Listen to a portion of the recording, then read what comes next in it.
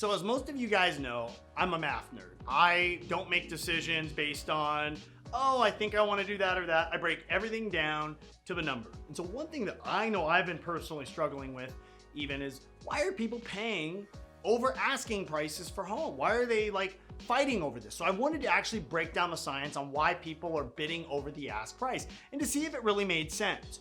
And so I took a particular property and I was actually really shocked at what I actually found out.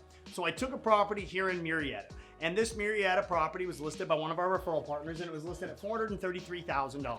It ended up going in under contract after about 12 offers at $445,000. So I'm like, okay, these people are paying $12,000 over the list price of the property.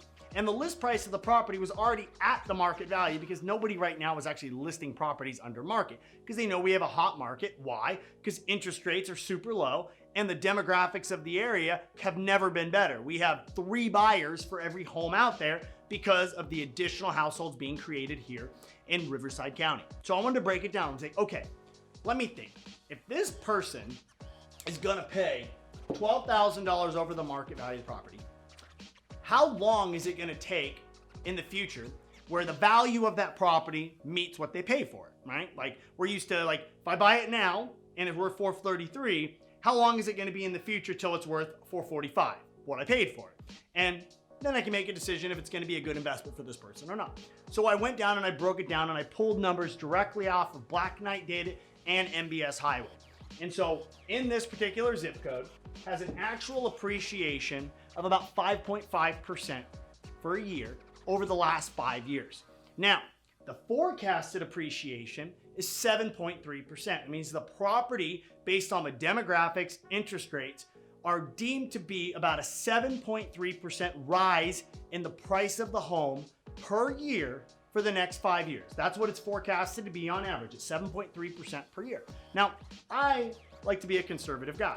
I'm a banker, I don't believe in, using the crazy numbers. So I'm going to use the actual historical for this property, even though I probably know it's going to be closer to this number. So I'm going to use the 5.5% and say, okay, this house is worth $433,000 and it goes up 5.5% per year. How long in the future is it going to take me to get to my number that I paid? And if I want to keep this home for, let's just say about 5 years, does it make a good investment? So let's see it. So this property, January of 2019, was worth about $401,000. Gone up in value over the last about 22 months. Now it's worth about $433,000. Now I'm going to pay the $445,000 for it. So at 5.5% appreciation, in October of 2021, the house is worth $456,000. So to answer my question, May of 2021, the house is worth what I'm agreeing to pay for. I'm paying 12 grand over what it's worth. So in May, so just 6-7 months away, okay, I made my money back and I secured my dream home. Now let me look forward. All right, well, in October of 2022, gone up another 5.5% in appreciation. Now it's worth $481,000, okay? Now, in October of 2023, it's $508,000. Once again, just using the 5.5% appreciation. Now, in 2024 of October, it's worth $536,000. And lastly, in October of 2025, 5 years from now, it's worth $565,000. So to answer your question on why people are going ahead and buying properties and bidding up the price, is because they understand, and obviously, they may not understand the numbers the way I've explained them, but they think they understand the numbers of, hey, interest rates have never been lower. I know just from basic math, because I'm looking at my payment, a 4.25 rate and a 2.875 rate gave me the same payment with a $75,000 difference in loan amount. Meaning I can pay $75,000 more for a house today than I did back in January of 2019, and my payment's the same because the rate's so much freaking lower, right?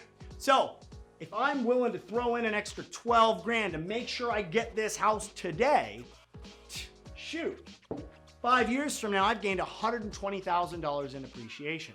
So for me, an extra 12 grand to guarantee that I get the house I want, shoot, it's giving me a 10x return.